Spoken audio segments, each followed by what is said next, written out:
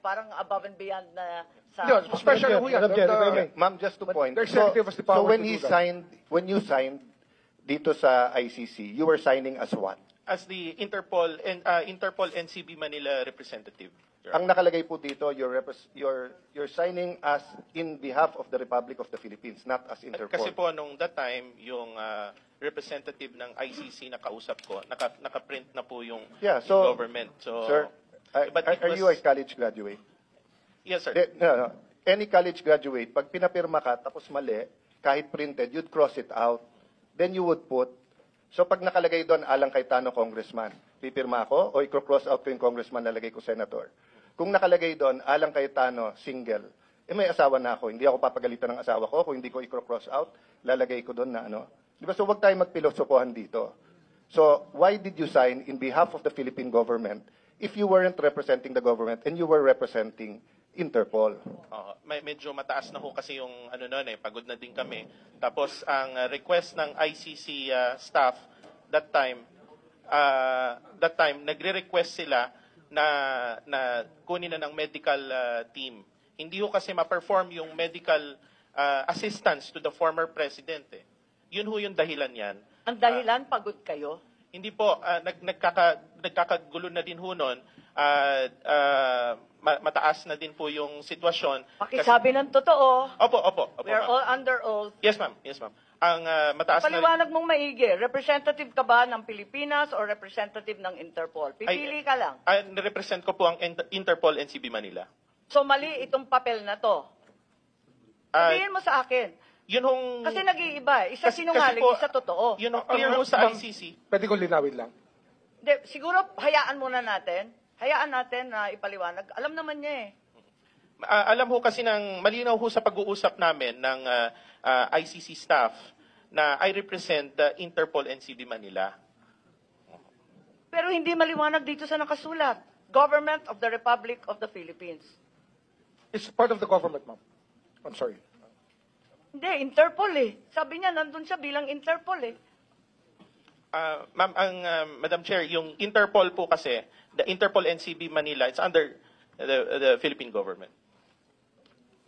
Sorry, Mama.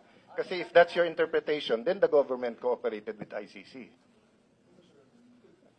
In the surrender. No, I'm not trying to trap you. I'm trying to understand. Kasi nga, when you do something, you can do it in different capacities. Ambassador, ang dami-dami mong pinirmahan dito tungkol sa doktor, tungkol sa immediate family, tungkol sa legal counsel. Lahat to sinang-ayunan mo. Lahat ito hindi totoo. Hindi po. Kasi Ganito, pagod na po kayo. Hindi po.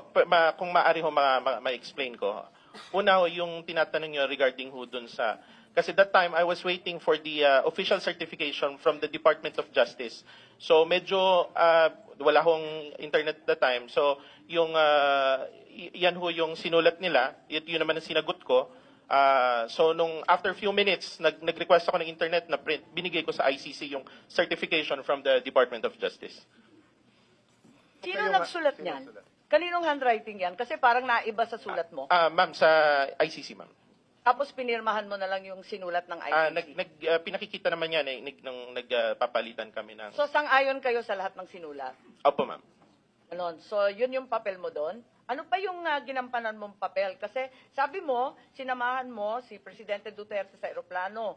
Pagkatapos, nung sinorender mo na at yan ang pinirmahan mo bilang kinatawan ng ating pamahalaan, ano pa yung iba pang papel mo? Ano pang ginampanan mong papel? Wala na po, ma'am. Pero nagdalawang araw ka pa ron Hindi po, ma'am.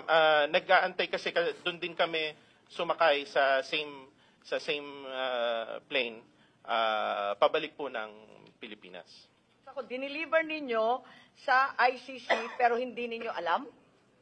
Paano hindi ninyo Hindi alam? po, alam po namin, ma'am, regarding dun sa ICC. Ang hindi ko po, balikan ko yung unang pag-uusap, kaya hindi alam. Nung unang pagdating sa airport, totally wala po akong alam nung pagdating ko sa airport. Naiya. Sa NAIA? Opo. Yes, sa center ba to?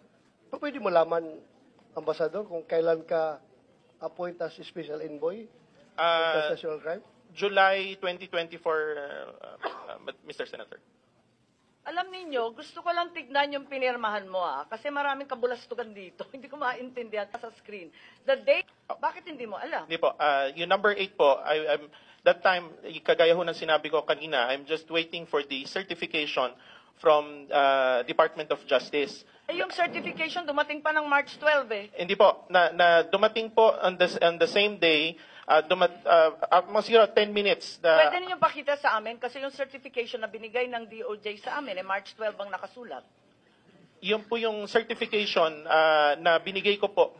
Yung date lang po, siguro kasi that was March 11. Pero yung... Hindi, date, time, and location. Opo. Yung certification ho na yon, na-send ho sa akin nung nandun kami mismo, nasa eroplano pa, na paglapag ho namin sa Hague. At sinabi dito, before the competent National Judicial Authority. So, ibig sabihin, Pilipino. Husgadong Pilipino, tama ba? Judicial Authority. Hindi mo rin alam? Kasi sabi dito, do not know Ayun po, yun po yung sinagot ko kasi I was waiting that time. Paano hindi mo alam Alam mo, mula nung dumating, na talaga naman hindi pinayagan makita yung abogado, hindi pinayagan pumunta sa Pilipinong husgado, hindi pinayagan lumabas. Bakit mo sinasabing do not know? Nandun ka, nakababad ka, hanggang sa Hague, nandun ka Ma'am, that time, nandun po yung mga abogado niya. In fact, 3 po yung abogado. Hindi, walang abogadong sinasabi sa number 8 na pinirmahan mo before the competent National Judicial Authority. Ang sinabi mo, hindi mo alam. So, yun ho kasing certification, yung details, nandun po sa DOJ certification. Yun ho yung inaantay ko that time. Medyo nagkaroon lang ho ng delay nung sa pagpasok kasi sa problema ho sa internet. Ano? Kailan dumating yung DOJ certification? On the same day po, nung nasa aeroplano kami. Before? Iyan po, after po ng sign, kasi hindi ho December makapasok. 12 ang nakadate. Parang nagugulat ako. Aba, March. Opo. Natataranta ako, nagugulat. Hindi po ma'am, naguguluhan ako dito Madam Chair, pumasok po yung certification on the same day, medyo nagkaroon lang. Hindi, March 12 ang nakasabi. Paano mo natanggap? Excuse me, yung nagko-coach, hindi. nahihirapan po kami. Ma'am, Ambassador Lacanilaw, number 10, did the arrested person receive legal assistance during national proceedings? Pinirmahan rin ninyo yan. He received legal assistance during national proceedings. Anong national proceedings ang tinutukoy ninyo? Hindi nga dinala sa husgado. Doon lang kayo sa airport, sabi ninyo. Ma'am, kaya ako yung sagot ko dyan ay I do not know. Kaya Hindi, walang do not know sa number 10. Sa number 10, sinabi mo, yes, he received legal assistance Okay. during national Okay, proceedings. legal assistance Baka naman kabulastugan lahat Hindi, ma'am. ito. Legal assistance kasi po that time ang pagkakaintindi ko kasi nandoon yung 3 lawyers niya. Sinong tatlo? Former ES Mijaldea, his wife, and Attorney Delgra. No, babalikan ko lang yung pinirmahan ninyo. Andito na sinabi ninyo, kahit nagkakadiskusyon na tungkol sa diabetes ni Presidente Duterte at yung kanyang kalagayan, pinirmahan ninyo that you don't know if he's fit to travel or not. Bakit pinagbiyahe yan kung hindi ka sigurado? Ma'am, first of all, kasi hindi po ako nasa medical field, hindi ako doktor. Kaya Pero hindi ko- pinirmahan mo rin na hiniling niya na dalhin siya sa ospital kaagad kasi masama na ang pakiramdam. Ma'am, kasi that time, nag-request ho si former ES Mijaldea na i-inform ko, paglapag namin sa Hague, ang ICC na mabigyan si former president ng medical assistance. Sabi niya, baka hindi ka pakinggan. Sabi ko, kakausapin ko po. Kaya ho, nag-request ho ako that time, paglapag namin,